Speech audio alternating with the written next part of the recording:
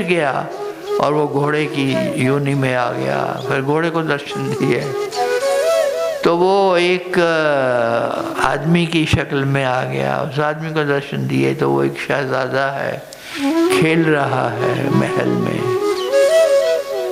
और वही नारद जी जाते हैं, पूछते हैं उसको, तो कहानी सारी उनके सामने आती है कि किस प्रकार से एक संत के, तत्ववेता संत, वो संत जो श्रोत्रिय है, जो शास्त्रज्ञ है, जो अचिंत्य है, वग्राह्य है, अकामः तस्य है, जिसकी कोई कामना नहीं रही है, उसको मैंने संत कहा है।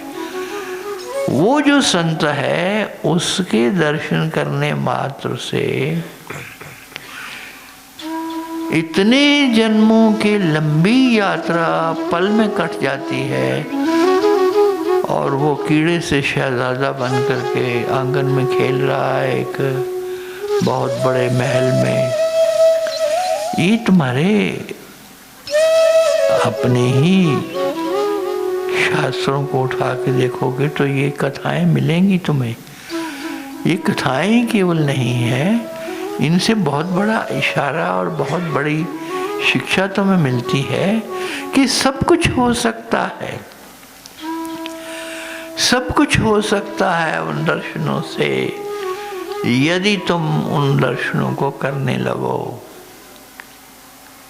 होने लगे वो। तो इसीलिए वो बार बार कहते हैं ना, श्री परमानंदम परम सुखदम केवलम ज्ञान मूर्तिम विश्वातीतम गगन सदृशम तत्वमस्य आदि लक्ष्यम। अगर किसी ने तुम्हें भगवान तक लेके जाना है तो सिवाय सतगुरु के कोई नहीं हो सकता। पुकार पुकार के, चीख चीख के तुम्हारे शास्त्र कह रहे हैं। तुम इस्लाम के पुस्तकों को उठा लो, कुरान शरीफ को उठा लो, या जीसस द्वारा कहे गए वो शब्द जो कि बंद हैं बाइबल में, होली बाइबल, उसको उठा लो। तुम्हें ये नुक्ता सब जगह मिलेगा कि उस तक मिलाने के लिए, उसको मिलने के लिए, यानी कि आनंद को अपने जीवन में उतारने के लिए एक की ज़रूरत है। वो कौन है? उसको तुमने गुरु कह दिया, सतगुरु कह दिया, वो तुम्हारी मौज है। वो सदा चाहिए, सनातन रूप से चाहिए।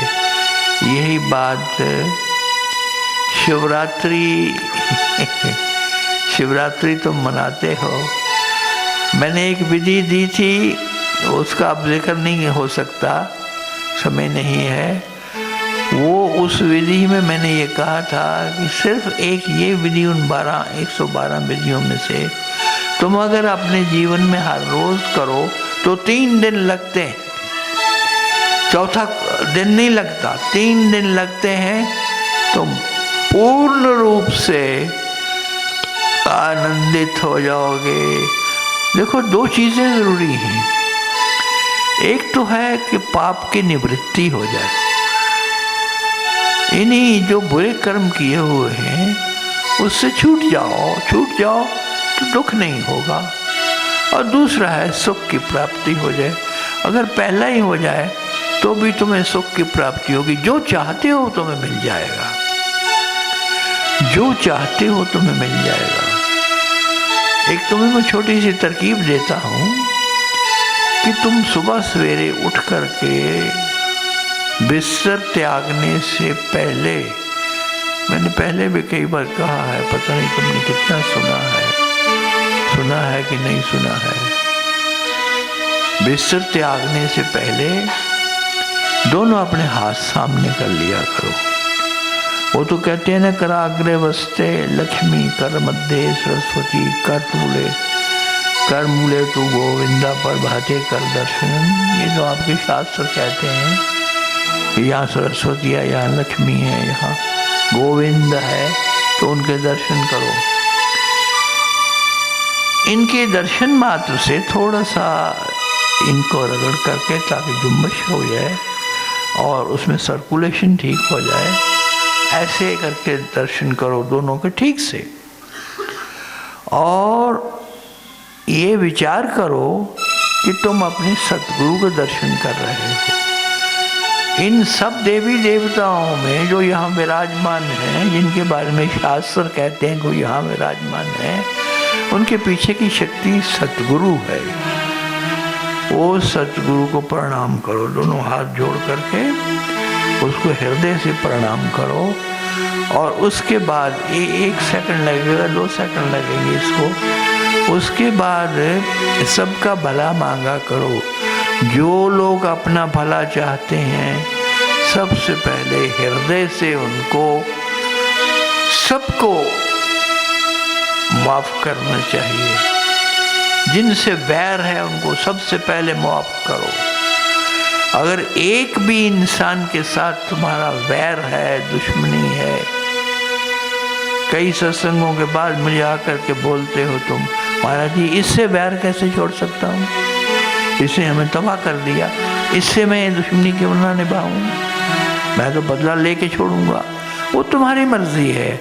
मैंने जो कहना है वो कहता आया हूँ, फिर से कह रहा हूँ कि सबसे पहले जिनके साथ तुम्हारी अदावत है या दुश्मनी है या उनको बुरा भला समझते हो, उनको माफ करो, अपने हृदय से माफ करो कि भाई तूने कुछ नहीं किया मेरे लिए बुरा, तू मौज कर, मैं कुछ नहीं करता, तू सुखी रहे।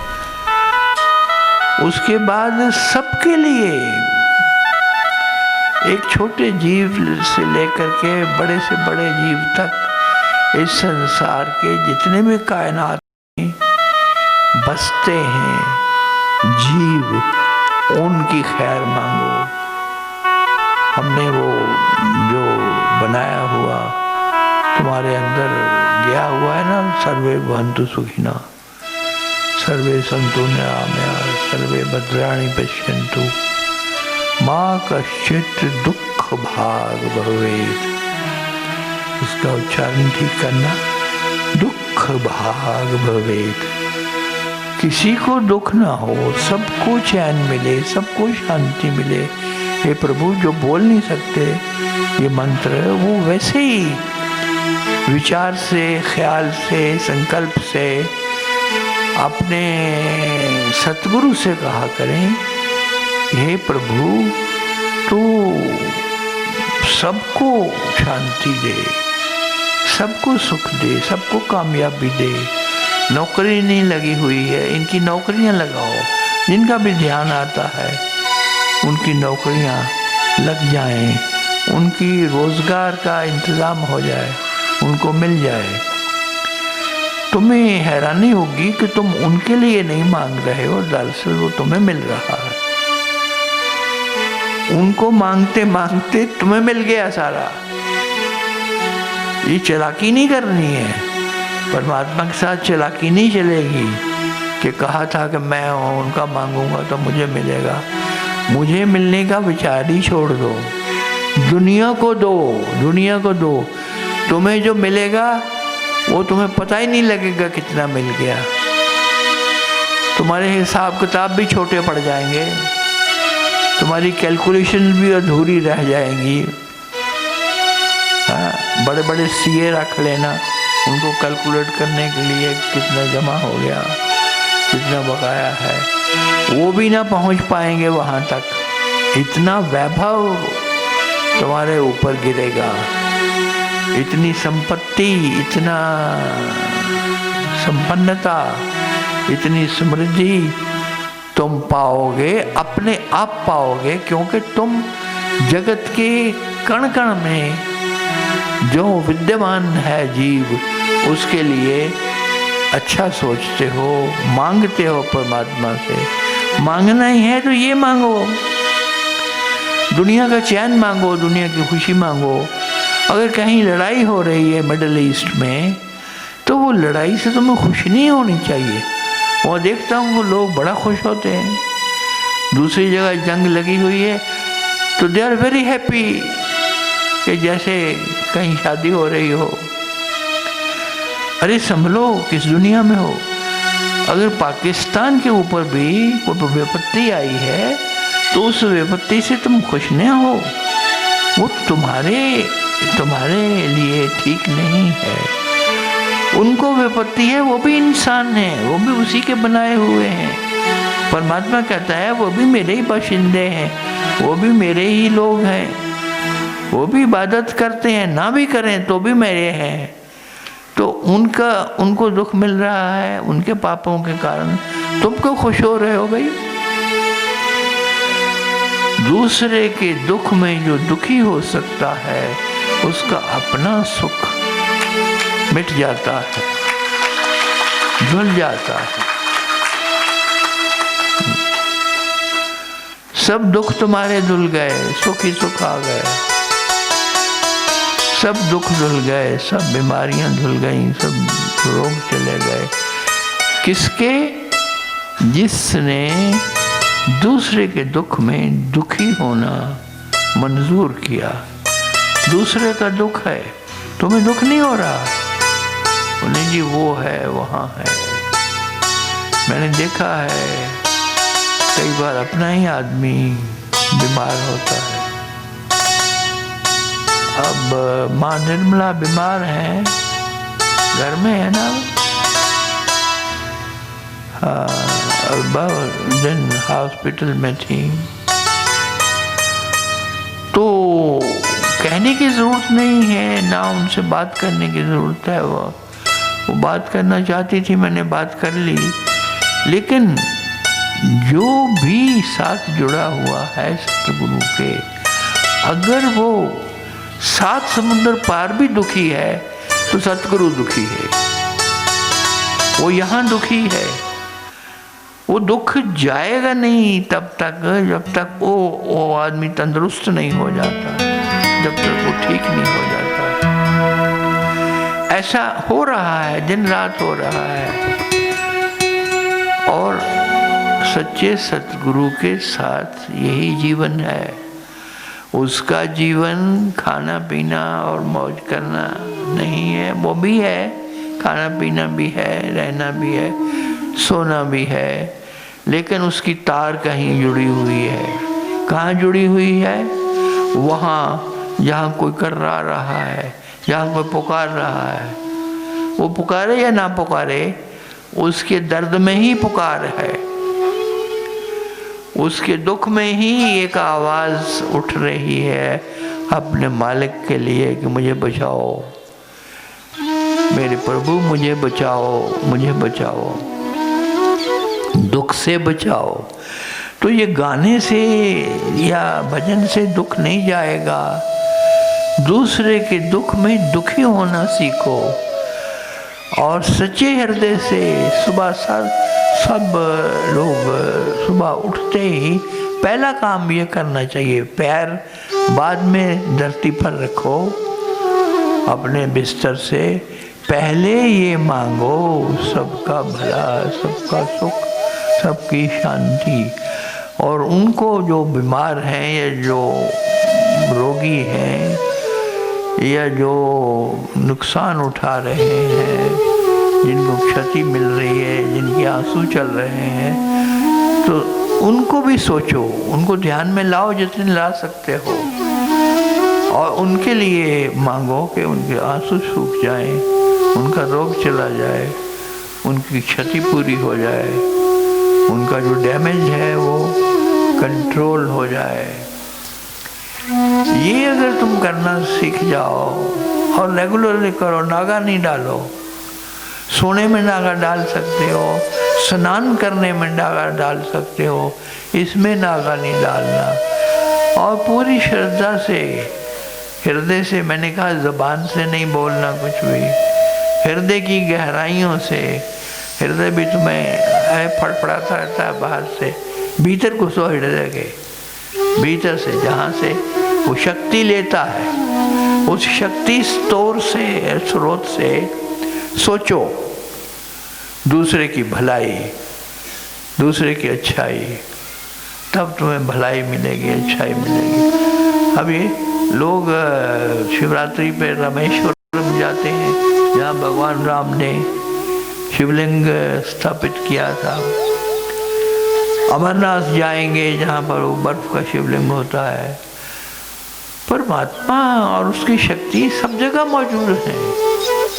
भगवान शिव के भक्त हो तो वो सब जगह मिल जाएंगे, तुम्हें यहीं पे मिल जाएंगे। ये मंदिर बाहर शिवलिंग बना हुआ है। लोगों ने यहाँ बैठ कर के बहुत कुछ देख लिया। यहाँ बैठे बैठे, ये मैं नाम नहीं लूँगा, वो बैठे रहे, बैठ कर के मेरे कमरे में आ गए। अब वो इतने नज़दीक हैं कि हमारे कमरे में आ सकते हैं। मेरे कमरे में सुगंध फैल गई उसकी, चंदन की सुगंध ही सुगंध, जैसे किसी ने ढेर लगा दिया चंदन का। तो मैं बड़ा हैरान हुआ। मैं इधर देखूं, उधर देखूं, आगे देखूं, पीछे देखूं, कोई कहीं चंदन नहीं है। फिर मैंने थोड़ा सा ध्यान लगाया, फिर पता लग गया कि कोई मंदिर से होके आया है। और मंदिर से होके ही नहीं आया है, मंदिर से तो सारी दुनिया होके आती है। मंदिर में क्या किया है, क्या हुआ है, वो जानता है या मैं जानता हूँ क्या हुआ है वहाँ। मंदिर ऐसे जाने वाली जगह नहीं है। मंदिर में जाए और लौटा आए आदमी वैसे ही, असंभव। मैंने सुनाया था ना तुम्हें, वो बच्चा है, उसको रोज उठाता है बाप कि जा मंदिर जा, देख दुनिया वापस आ रही है मंदिरों से होके। तू सारा दिन सोया रहता है सुबह से शाम तक, कब जाएगा मंदिर, कब जाएगा? वो कहता बापू जाऊंगा जाऊंगा जाऊंगा। और मैंने सुना है वो एक दिन गया, फिर नहीं लौटा, मुक्त हो गया। एक ही दिन काफी है, एक पल काफी है। कहते हैं ना भगवान शिव मुक्ति के भी दाता है, भगवान शिव मृत्यु के भी दाता है, मुक्ति के भी दाता है। ये अश्वत्थामा ये अभी भी जिंदा घूम रहा है। भगवान कृष्ण का श्राप था कि तुझे मौत ना आए, उसकी वो छीन ली, उसकी ये जो यहाँ पर थी मणि वो ले ली और उसकी शक्तियाँ छीन ली। और कहते हैं कि वो अभी भी रिश्ता है, उसके रकम अभी भी रिश्ते हैं। 5000 साल हो गए और वो अभी भी यहाँ है। मैंने बोला ना सीरगढ़ का जो किला है उसके ऊपर वो फूल रखा जाता है, कोई अदृश्य। अब उस रेगिस्तान में जाओ, आप जाओ तो कहीं फूल नहीं उगता दूर दूर तक। और ये 30 किलोमीटर गुफा में से चल करके एक आदमी जो शरीर में नहीं है वो वहाँ जाता है और शिवलिंग के ऊपर फूल चढ़ा करके लौट आता है। दरवाजे सारे बंद हैं, पूरे लॉक लगे हुए हैं, एक दरवाज़ा, दूसरा दरवाज़ा, तीसरा दरवाज़ा। मंदिरों को काफ़ी बंद रखा हुआ है चारों तरफ से, ना को फूल है वहाँ।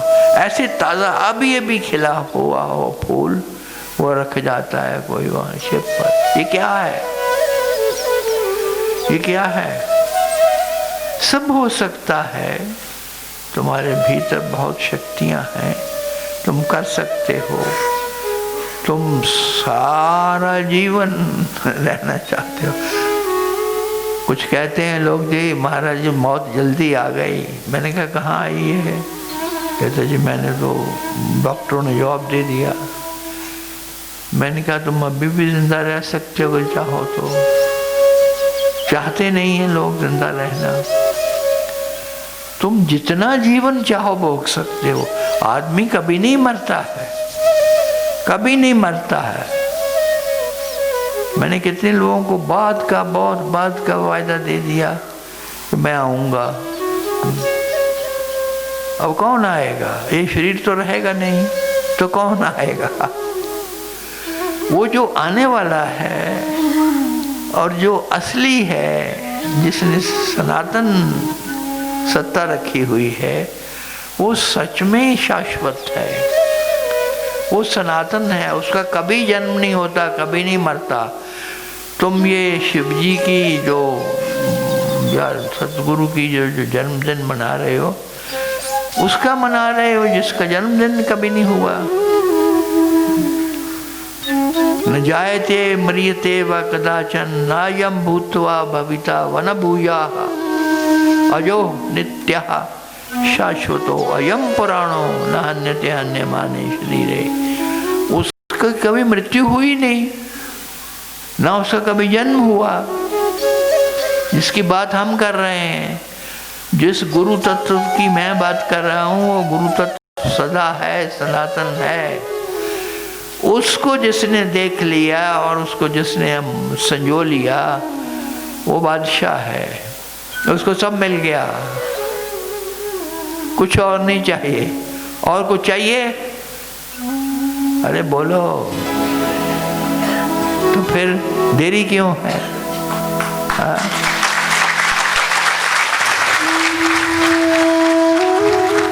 फिर देरी नहीं होनी चाहिए। जब नुक्ते का पता चल गया, फिर नहीं देरी। अनित्यम अशुखम लोकम इमं प्राप्य भजस्व माम। भगवान से पूछा उसने, शिष्य ने, कि ये सब हो गया, अब मैं क्या करूं?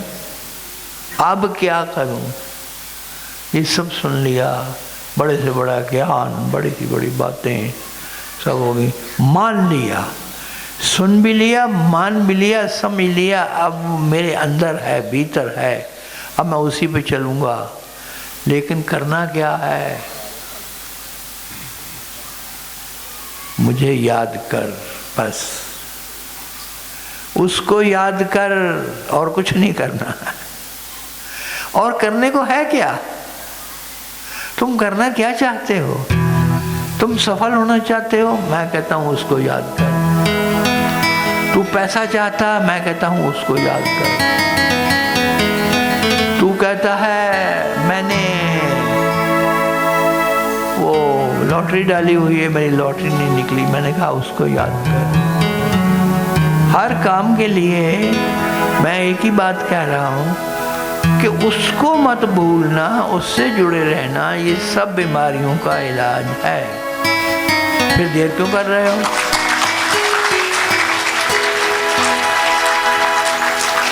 वो कौन है? वो जिसको कभी देखा नहीं, जिसको कभी चखा नहीं, कभी सुना नहीं, कभी बात नहीं। वो है जिसमें तुम्हारी पूरी आस्था है, पूरी श्रद्धा है कि ये पूरा खुदा है मेरा, ये पूरा